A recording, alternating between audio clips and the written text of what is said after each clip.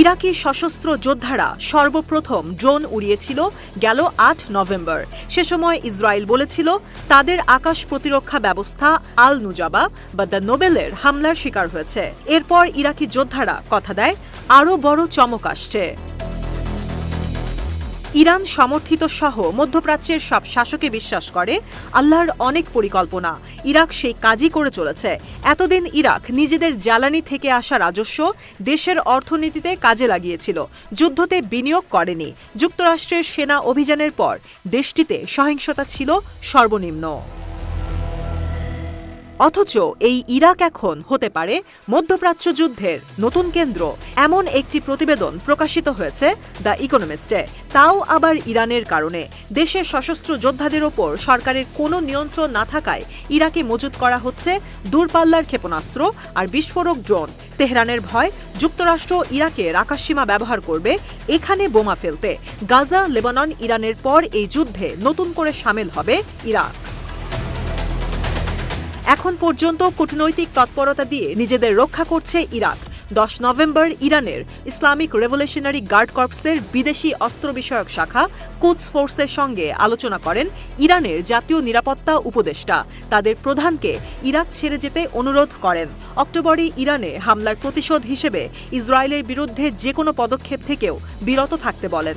একই দিন ইরাকের প্রধানমন্ত্রী মোহাম্মদ আলী সুদানি সৌদি যুবরাজ মোহাম্মদ বিন সালমানের সঙ্গে দেখা করেন এই আলোচনা করতে কিভাবে এই যুদ্ধকে নিয়ন্ত্রণে আনা যায়, বিশেষ করে ইরাকে অবস্থিত সশস্ত্র যোদ্ধাদের অস্ত্রের ব্যবহার নিয়ন্ত্রণে আনা যায়।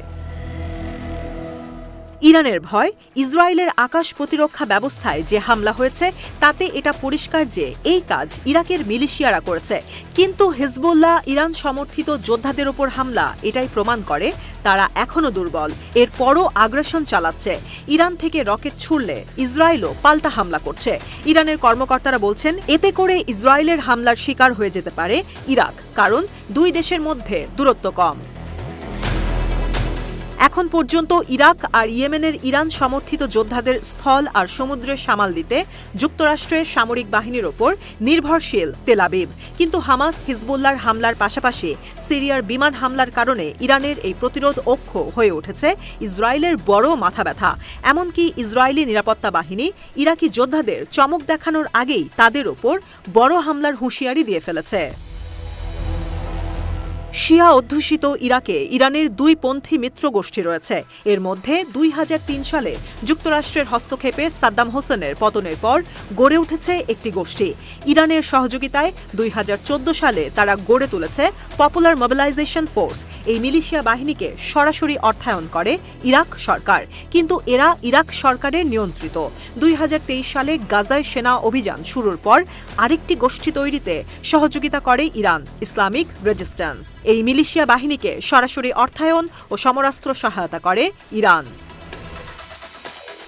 ইরানের হয়ে ইসরায়েলে কোনো ধরনের হামলায় না যেতে ইরাকের সরকারি মদতপুষ্ট সশস্ত্র গোষ্ঠীগুলোকে বারবার নিষেধ করা হলেও সংগঠনের বাইরের গোষ্ঠীগুলো একরকম মাথাচাড়া দিয়ে উঠেছে। ইরাককে এই সংঘাত থেকে দূরে রাখতে চাইছে খোদ যুক্তরাষ্ট্র। ডোনাল্ড ট্রাম্প ক্ষমতায় আসার পর আরও নড়েচড়ে বসেছে ইরাক প্রশাসন। তার বিগত মেয়াদে পপুলার মোবিলাইজেশন ফোর্স বা পিএমএফ এর কমান্ডার আবু মাহাদি আল মোহান্দিস এবং ইরানের জেনারেল ও আইআরজিসির কুদস শাখার প্রধান কাশেম সোলাইমানিকে বাগদাদের বিমানবন্দরে হত্যা করা হয়। দ্বিতীয় মেয়াদে ট্রাম্পের ক্ষমতায় আসা তাই সশস্ত্র যোদ্ধাদের জন্য সতর্কবার্তা।